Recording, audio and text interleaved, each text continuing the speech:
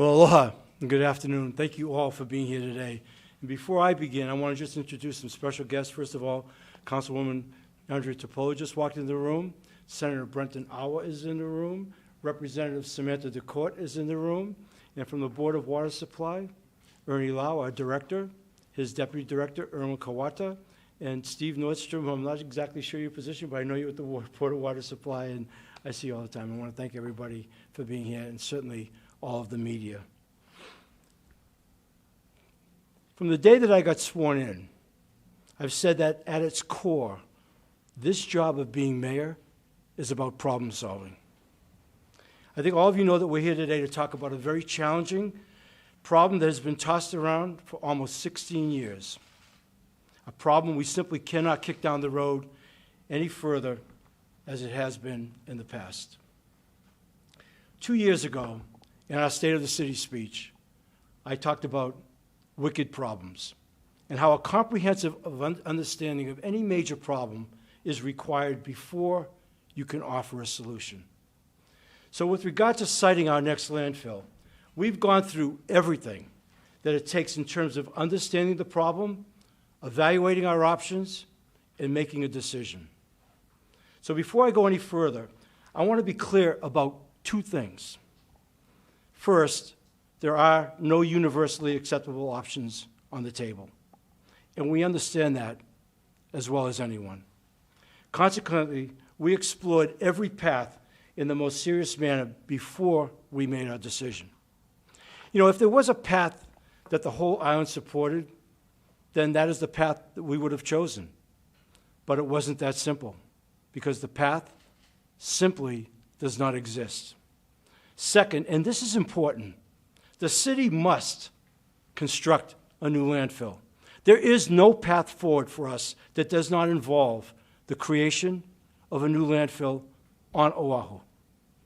Now, during my first year in office, our team stood up a landfill advisory committee to help us evaluate potential landfill sites. And starting with the LAC's efforts, we have done close to 4 years of serious and exhaustive due diligence on this decision. That said, I have been consistent from the very beginning that our next landfill will not be on the Waianae coast. In fact, our due diligence did not even include any sites along the Waianae coast, because we will not break that promise to the Waianae community. It did include, however, comprehensive conversations with the military for more than 2 years, as well as with the private sector. We went through extensive negotiations on multiple locations, including Waipio Peninsula, and to be candid, we were willing to compromise facilities like our soccer complex if it was for the greater good of our people, if it would provide the solution to this critical problem. So I want to stress, at the very highest levels of leadership here in Hawaii, the military did everything they could to try and help us find the solution. But ultimately, these were not viable solutions. And after exhausting all of the potential possibilities, we were left with what we believed were 3 potential sites or options. First of all, amending Act 73 to reduce the buffer zone. We were actually against that from the get-go, because what that would mean is we would have to move a landfill closer to schools, homes, hospitals even, and people. And so while that is legally possible as a policy, we really didn't want to pursue that. Secondly, extend our operations at Wahiawā. We have capacity to 2035, but that's not what we wanted to do. And I go back to what I just said. It was absolutely mandatory for us to solve this problem. We owe it to our residents. So that left us to, could we build a safe operation of a landfill over the aquifer? And as you'll find out today, we strongly believe that's the case. So I could not be any more confident in the leadership of our Department of Environmental Services, who have been the stewards of this project from the very beginning. Dr. Roger Babcock, who I'm going to bring up here in a second, is our ENV director, is one of the most brilliant wastewater engineers anywhere in the world, and a former professor of civil and environmental engineering at the university. And Deputy Director Michael Keefe has been absolutely instrumental in managing our solid waste program. including our landfill and H-Power, for the last 16 years. Mike's in-depth experience and firsthand knowledge represents an incredible body of knowledge and work on this subject. But most importantly, and I want to emphasize this, most importantly, for me, there is no one that I would trust more with the responsibility of choosing a new landfill site than these two men. So I'd like to bring up Dr. Roger Babcock.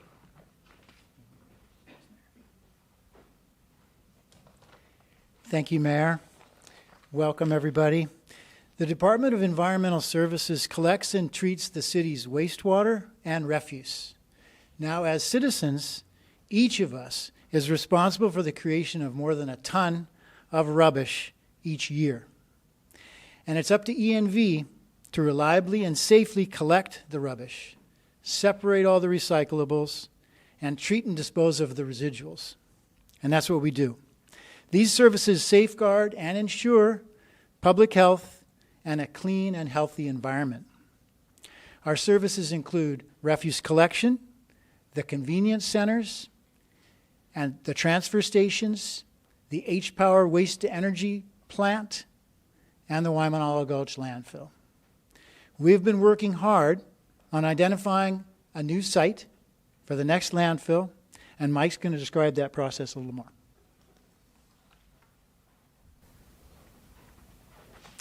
Thank you, Roger. Aloha. So as Roger just mentioned, I'm going to go through the brief recent history and process for choosing a site because I think it's important context for how we arrived at the decision we're making today. Recently, in 2019, the Hawaii State Land Use Commission issued a decision and order on our special use permit, a permit we need to operate the Wahiawā Gulch landfill. That decision and order contained two key requirements. First, that we name a new site, a new landfill site by December 31st, 2022.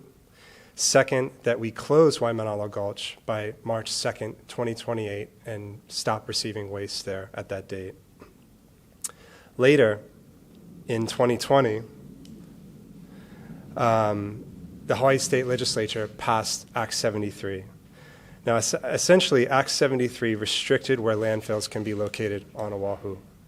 Specifically, Act 73 requires at least a half-mile buffer between the landfill and residences, schools, and hospitals. It also prohibits landfills from being sited in conservation districts. There are other restrictions in addition to Act 73 on where a landfill can be sited. A landfill cannot be sited within 5,000 feet of an active airport. It can also not be located in a tsunami inundation area. And you can see all of the restrictions are depicted on the map here. In 2021, in Mayor's first year in office, he appointed, as he mentioned, the Landfill Advisory Committee to assist the administration in selecting a new site. This 8-member committee met 9 times between 2021 and 2022 to learn about the city's solid waste management system and then evaluate and score 6 potential landfill sites. In 2022, that advisory committee published its final report but did not recommend any of the 6 sites because they were all located within the Board of Water Supply's no-pass zone. For those of you who don't know, the no-pass zone is the inland area of Oʻahu that is above Oahu's aquifer system. The no-pass zone is denoted on this map here by the dotted black line. So inside of the dotted black line is the no-pass zone. Outside of the dotted black line is outside of the no-pass zone. Instead, the advisory committee recommended that we request an extension to our deadline of 2022 to name a site so that we could have more time to evaluate viable sites outside of the no-pass zone, including sites owned by the federal government. The city requested and received that extension to name a site, and we conducted an extensive evaluation of sites outside of the no-pass zone. We concluded that any possible site outside the no-pass zone is restricted by Act 73, by state law. There are no available sites outside the no-pass zone without changing state law to eliminate some of the restrictions that you see here on the map that were brought about by Act 73. And I'll also mention that we have shared the Landfill Advisory Committee's final report and our additional analysis of sites outside of the no-pass zone in previous press releases, and it's also available on our website. So this brings us to where we are today, to name a new site before the end of the year. And so that I'm going to have Roger walk you through that. Okay, thanks, Mike. Okay, so in careful consideration of all the restrictions and the legal requirements, this administration has chosen to follow the legal path of choosing a remote site in the middle of the island within the no-pass zone. Oʻahu's next landfill will be located in central Oʻahu, as shown here on the map, on agricultural land that's 3.5 miles northwest of Wahiawā and 1.5 miles past the Dole Plantation on the western side of Kamehameha Highway in what is currently a Dole pineapple field. The total area required is approximately 150 acres, including 90 acres for the landfill itself, an additional area for operations and equipment. This site was chosen because it is the best site of the 6 evaluated by our Landfill Advisory Committee in 2021 and 2022, because it is legally acceptable under federal and state laws, including Act 73, because it is away from groundwater wells and residences, because it is accessible by a major state highway, because it has a flat terrain, and because we know that we can build and operate a landfill on this site that will not harm the environment. This next is a photo of the Waimanalo Gulch landfill. And I know it does not look like at all what you probably imagine or may have seen in videos or movies that show a typical mainland dump with piles of trash blowing around, bulldozer compactors, and seagulls flying all around. Waimanalo Gulch is primarily a receptacle for the ash from H-Power. So, it looks like a clean dirt quarry, as you see here. And what the ash looks like is shown here on the table. So we have some samples of ash. It looks like gray dirt. So that's what's going to the landfill. And the new landfill will look like the existing landfill. We're keenly aware and we understand the border water supply, the community, and everybody, including us. We have concerns about protecting our groundwater aquifers. That's our water. And so I want to discuss the protective measures that will be used at the new landfill. So this diagram shows a cross-section of a landfill. And there's a lot of things going on in this diagram here, including the daily deposits of ash, which is the yellow cells, the daily cover of clean soil that goes over it, the required monitoring wells for groundwater and gas to detect unlikely leaks, and most importantly, the liner system and the leachate collection system that together prevent contaminants from the landfill from escaping and contaminating the underlying groundwater.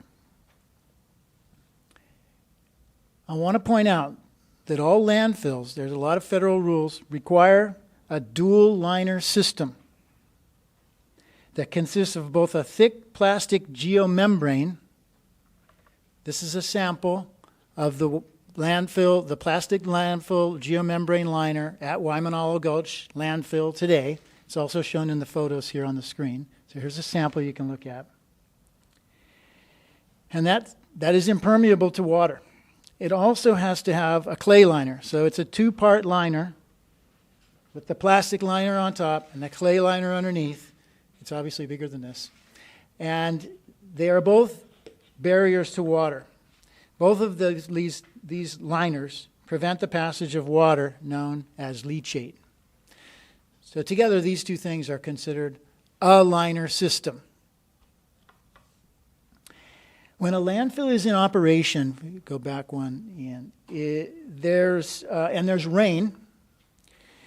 What happens is the rain seeps through the landfill contents, the ash and the dirt and soil, and it flows to the bottom where it encounters the liner, and it flows to the leachate collection sumps in the lower part of the landfill. The leachate is then continuously pumped out of the sumps to the surface and taken to our wastewater treatment plant for treatment and disposal. So the way the permit works is we're not allowed to have more than 12 inches of water in the sumps at any time. Water is continuously pumped out, so there's really nothing to leak. So the next diagram shows that we're actually proposing to install 2 sets of the required dual liner system, as shown in this figure. This is what we plan to do at the new landfill. This will double the protection of the liner system and ensure that the system is as robust as possible and will never leak. So I want to explain this just a little bit more here. This closer view of the 2 double liner system and 2 sets of leachate collection sumps is what's shown. So the primary liner is the liners are the upper ones here, and these are the primary leachate collection sumps there on the upper right. That's where the leachate accumulates and is continuously pumped out, and it shows that you can only have 12 inches there of that material. The lower sump on the left doesn't have any water in it. It's dry. And that's the way it would always be, unless in the extremely unlikely event that there's a leak in the upper liner system, leachate could accumulate in that lower one. So what this means is essentially we'll be installing a system that will allow us to continuously monitor the integrity of the liner system. And if a problem is ever detected, we would be able to take corrective actions. So I want to point out that the single liner system employed at the Waimanalo Gulch landfill has never leaked leachate in its 35 years of operation. So we know that these liners work.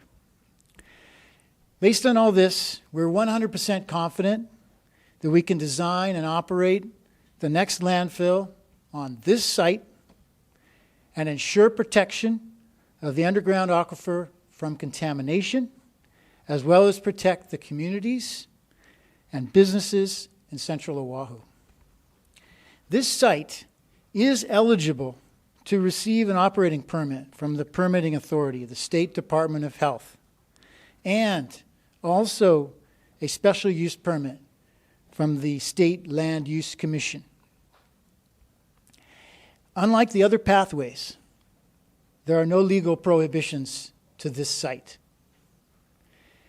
And the ability to legally be permitted by the DOH following all the federal rules for landfills, by definition, means that this landfill site will be safe and protective of the water, the land, the air, and the people.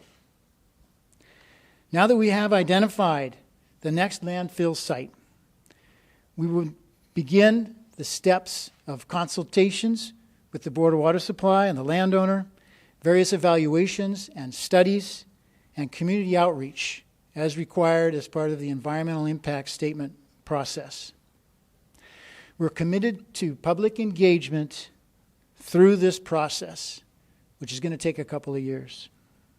So we want to thank you for being here today, and this time we'll be happy to take some questions. Who is the landowner? The landowner is Dole Food Company. And does the Board of Water Supply support this site? The Board of Water Supply has been on record that they don't support any of the 6 sites inside the no-pass zone. Are we able to hear from Ernie on this? I think so. Well, I extended an invitation to Ernie today. I'm really glad he showed up.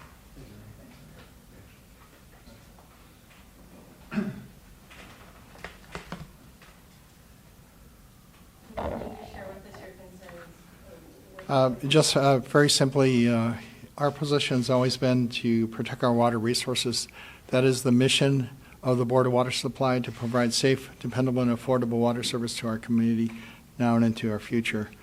Our precious water resources are located primarily in underground aquifers, and this site appears to be right over our drinking water aquifer in the no-pass area. So we did make comments 2 years ago, actually not approving the location of landfills above our drinking water aquifer in accordance to our rules and regulations. So my focus is very narrow.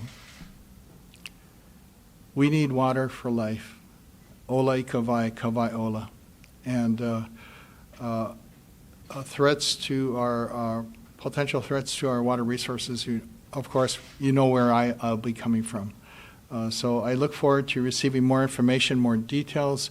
This is actually the first time I've actually seen a map of the actual location to see if this was also something we commented on 2 years ago. But look forward to getting more information, Roger. Water is life. To the best of your knowledge, with the double layer system, how far or close is the aquifer to the system itself? In this particular location, I'm not sure if it's in the Wahiawā or Schofield high-level water aquifer, which the water levels are actually like 260 or 270 feet above sea level. This area might actually be beyond that into the basal portion of the aquifer that supplies water to the North Shore. So water levels could be significantly lower, maybe 15, 16 feet above sea level at the top of the aquifer. So, Roger, what is the elevation on this site? About 1,000 feet. 1,000 feet. So there's about maybe 800 or so feet of soil and rock above the aquifer in this area. One thing I do want to point out, many years ago, decisions were made by pineapple companies, sugar companies to use pesticides and herbicides, especially pineapple, soil fumigants, and they felt, the experts at the time felt they would never reach the groundwater aquifer. But here, fast forward, about 40 years later, we're still treating for some of those contaminants in the groundwater to make it safe for people to use. So we look forward to receiving more information about this site, and we'll provide our evaluation and our approval or disapproval of the site. I understand, what the mayor and Roger has done here is it's a very difficult decision.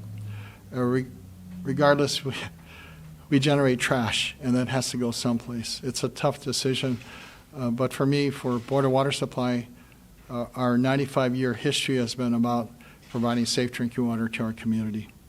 Thank you.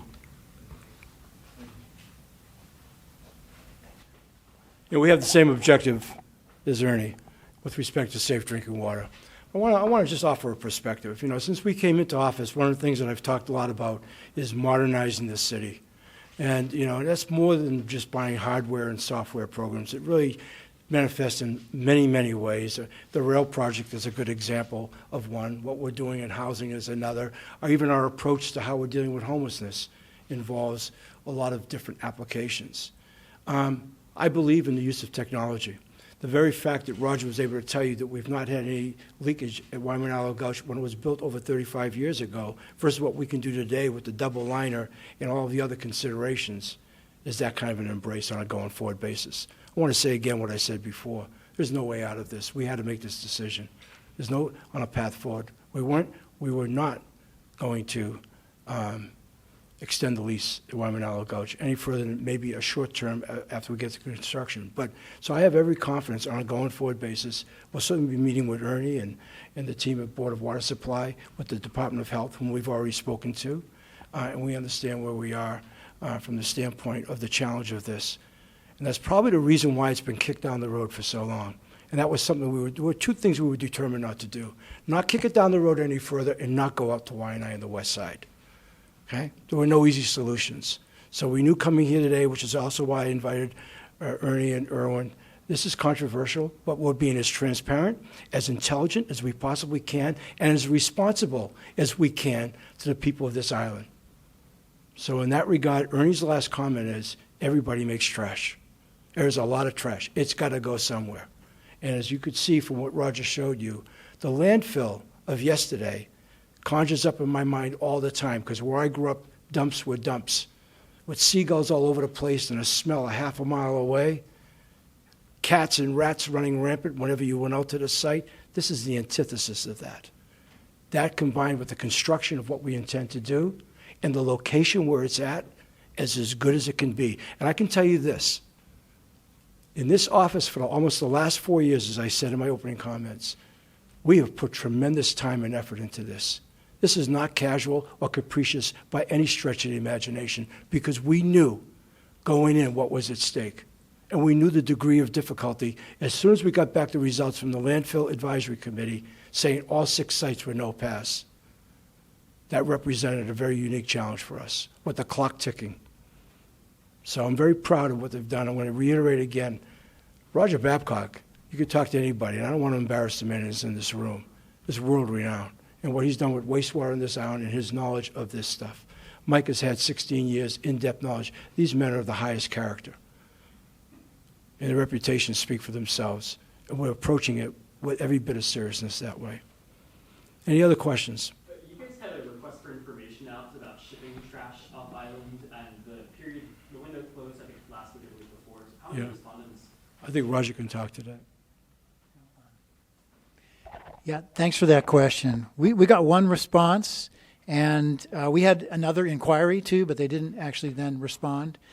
So we're evaluating what they said in their response to the request for information, and so we'll be looking at that and figuring out whether it's the viability of that option. And I want to emphasize that if we feel like that is worth something to consider pursuing, we would need to issue then a request for proposal and, to accept bids for that. So we're working on that. Yep. Do you have a sense of timeline for evaluation of that? So we'll be evaluating that relatively quickly. This coming year certainly, and trying to decide what to do, because as was mentioned in that request for information, it was looked at as a potential interim solution for between now and the opening of the next landfill. I think the mayor had mentioned a potential brief extension of the current state permit to help bridge that gap too. Is there any sense of how long that extension would be? Yeah, thanks for that question. So, we don't know at this point. It is possible to still meet the deadline and have a landfill open by 2028, but until we get a little further into the process, get some of the evaluations done, work on land procurement, et cetera, and have a final design and stuff like that, we really can't identify a timeline at this point. As soon as we have that, we will be discussing it. Yeah, I want to add something to that. Yes. It takes a while to build one of these. I'm just trying to be upfront and honest. We have capacity at Wahiawā until 2035, and as I said earlier, we could have kicked that. So if we have to do something short-term as a remedy, we will do that, because in earnest, we'll also be in the process of developing the next landfill. Secondly, one of the things we talk a lot about in this office is the cost of living. So while I don't know the numbers yet, it just seems to me that we'd be raising the prices that we're asking for people if we have to start shipping our trash off island. And we're not going to look at that as a consideration. Again, I don't know the numbers yet. I haven't seen it. If it's an interim solution and financially makes some sense, we'll do that. But as you know, and I'm going to digress for a second, we're already out there with our sewer fee increases because of a consent decree that was entered into 15 years ago that was also kicked down the road in raising our sewer water fees that we're now dealing with And so far, the public has been very understanding of that because wastewater, 100 million gallons a day, is a very serious challenge when you run a city. So the thought of that and what we're imposing on people and increasing costs to ship trash somewhere else is not anything. I say it the same way I said up here today. We talked about Act 73. I said it's a non-starter, but we still looked at it. There are some things for me that are non-starters. Anything that looks like it's going to raise the cost of living around here right now doesn't get any traction with me. Mayor, can you talk about, so it's super, in light of the rising water crisis, this is super sensitive, I think. Sure. But what about like runoff, or if there's a natural disaster, like, these are safeguards, but it's not fully. Well, there's nothing that's fully, when we start looking at natural disasters, and look, and you're in the media business, and I would continue, old habits die hard, look at media, at some of the stuff we see all over the place. If I listen to one more interview where somebody says, I've lived here all my life, I've never seen anything like this before, I mean, we can only protect to the extent we can. So in this particular case, we're going to do everything we possibly can, and but at the end of the day, we're especially vulnerable here, living on an island, to natural disasters here. So I'm not going to offer anything that doesn't make sense. We're just trying to do everything we possibly can, hoping for the best. Okay, and so that I don't think there's nothing we can do in constructing that with respect to where it is that I could give you a reasonable answer today. Unless Roger, there's something you could think of. I'll just Go say ahead. something quick. So the landfill design would include control of stormwater. There's the storm drainage plan, and it would be designed to handle incident rainfall and any other potential for water problems. The leachate collection system handles the rainfall that falls directly on the landfill, and it's collected and extracted. So modern landfill design will handle all those contingencies. It does point out, though, an important point about one of the reasons we have to have a landfill is if a hurricane were to hit the island at some point in the future, it's probably not going to impact the landfill. However, a lot of other structures and stuff are going to be destroyed, presumably, and we have to have a landfill to put that stuff in. So that is one of the other reasons that we really have to have a landfill is essential. And that's a much better answer than I gave you. Thank you. That's, exactly. So, but to the extent we can, we're doing everything with safety first. Everything. I've said this repeatedly. The concept of public safety, having come into office in the middle of a pandemic, hit us right in the face from the first minute of the first day. And it's been that all along. It just manifests itself in different ways. And this is about public safety as well. So we're going to do it as smartly, as intelligently as we possibly can. Do you have any cost estimates as to how much it'll cost to close Wahiawā and then how much it would cost to construct? Okay. Yeah, I'm going to actually ask either Mike or Roger, because we anticipated that question. I asked that actual question. How do you want to answer that, Roger? Well, so there's several components of the cost. So we'll start with the opening of a new landfill. You got to purchase land, and you need to then do construction, and of course there's permitting and lots of other studies and stuff, and those things do cost money as well. But initially, we had budgeted $200 million as an estimate for the new landfill. The closure of the existing landfill also has a cost, and I don't have a good estimate of what that is, but the closure of any landfill involves putting a final cover on it, including a membrane, and sealing it all up, and then continuing the monitoring and maintenance of the site for 30 years. That's all part of the permit. Roger, you said, Sorry, Mayor. are you in active negotiations with Dole right now to purchase the land? And what would be the timeline? Would it be reasonable to think you could open it up in 2028? Yeah, so because it's private land, we can enter negotiations with the landowner in an attempt to purchase the property. And that would be the first approach, would be to try to come to an agreement. And it's worth noting that the parcel is actually quite large, but we only need a small portion of it. So we would be looking at perhaps subdividing, the property and just purchasing the amount that we need. The size, I don't think we mentioned today the actual size. Yeah, thanks, Mayor. So we need 150 acres. The parcel is 2,360 acres approximately. That's Dole. So there's pineapple operations that could still continue, essentially on the same scale that they are today. And then, if there is an unwillingness, then there is a condemnation process possible that the city could go through in order to purchase the land that way. Are they agreeable to this, or what's the initial reaction? I think Mayor, you want to? Well, look, I spoke just this morning with them. Everything is cordial right now.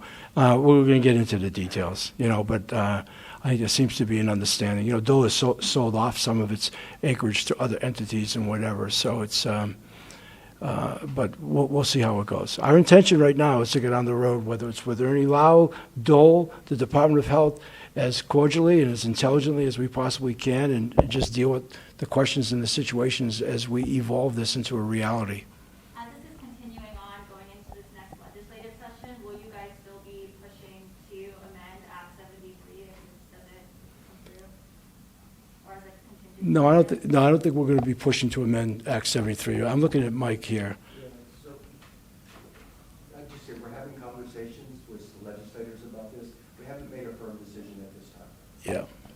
Good question, though. 2028, would it be reasonable is that the goal to have it open by 2028? Yes, that is the goal. We would make every attempt to make that happen, to avoid having to do any kind of an extension. A few weeks ago, you guys had a presentation to the city council, and the timeline originally for this announcement was mid-November. And so what happened in the last few weeks where it had to get delayed now? I think we were just busy. It's holiday season, a lot of things going on, including a sewer rate increase, evaluations and things that are going on. So, yeah, that's kind of how we ended up here today. What is your message to residents in central Wahiawā area that you know are not going to be happy with this announcement?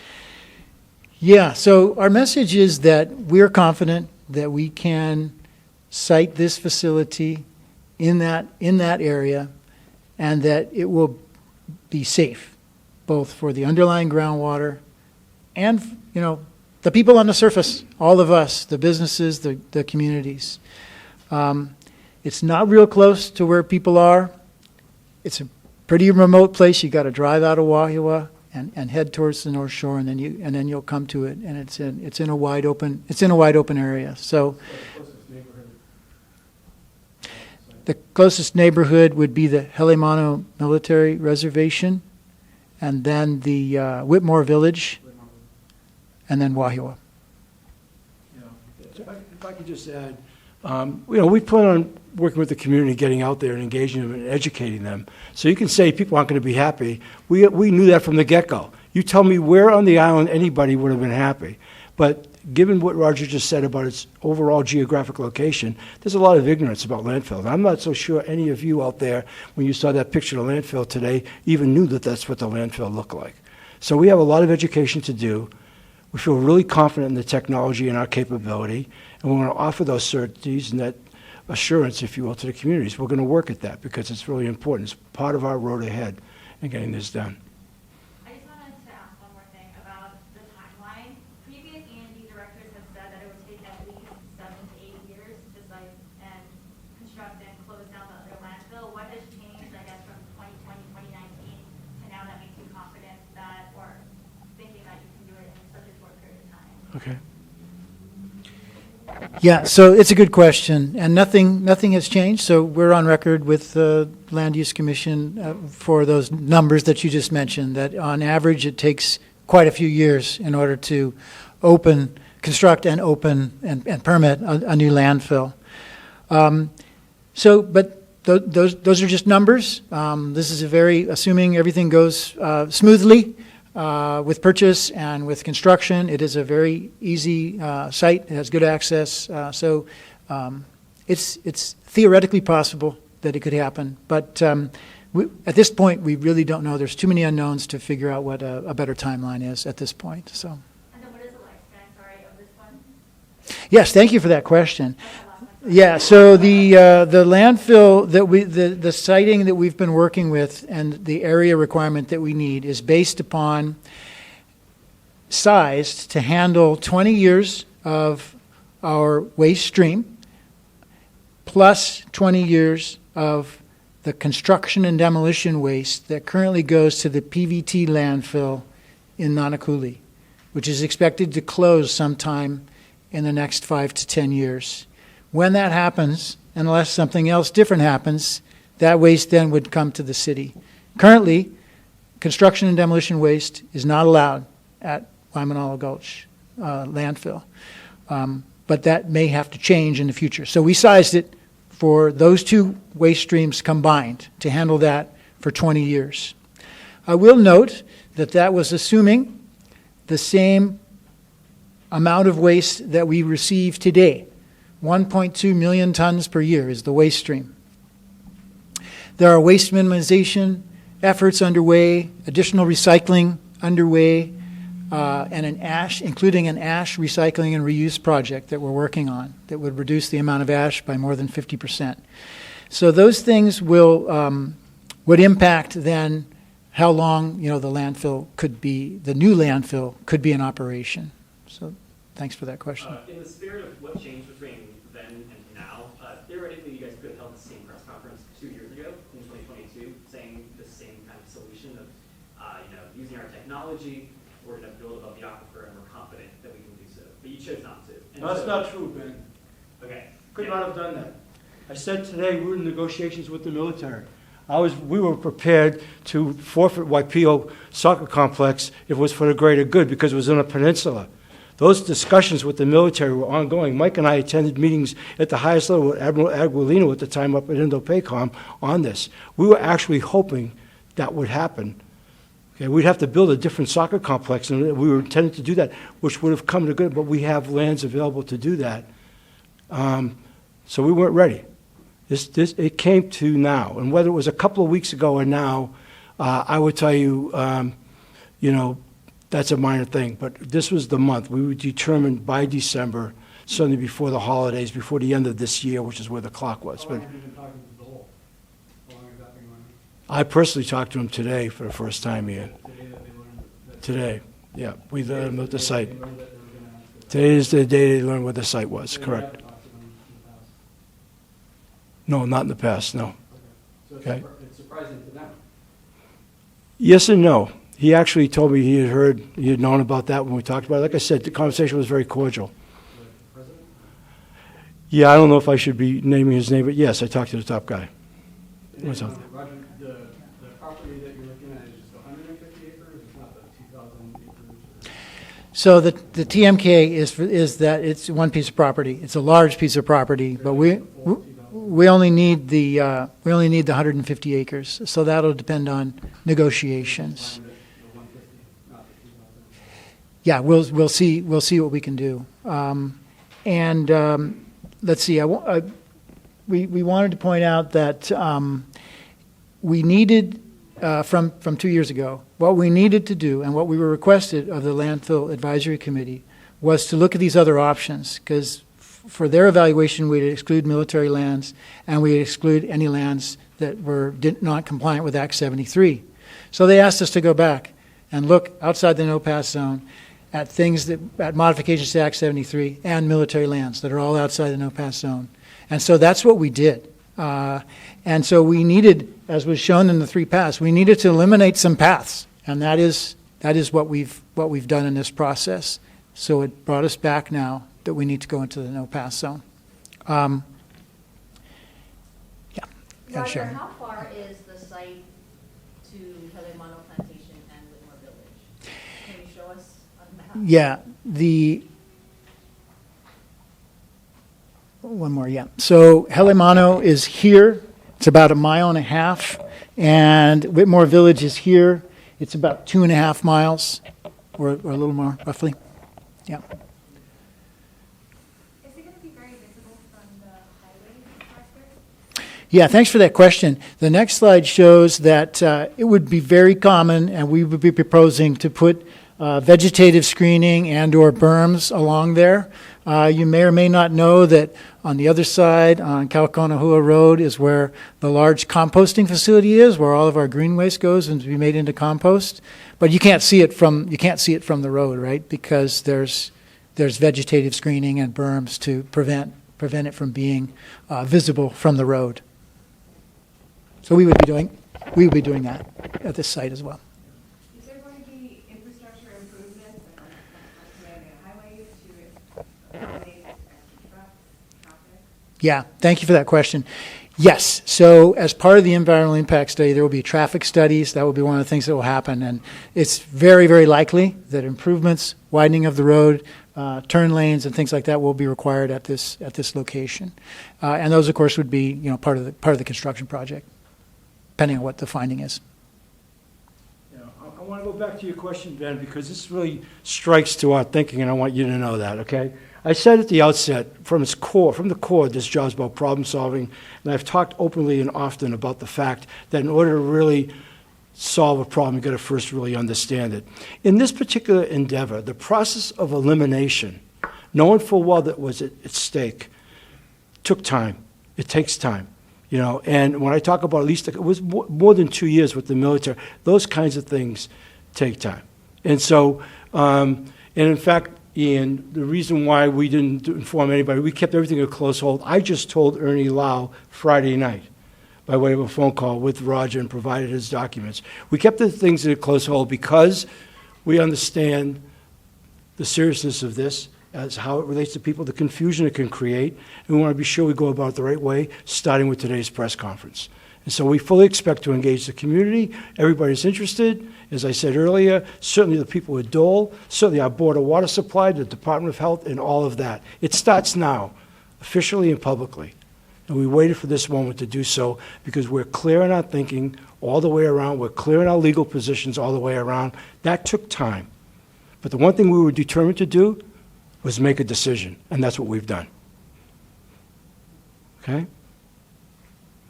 Thank you all for being here today. Really appreciate it. Mahalo.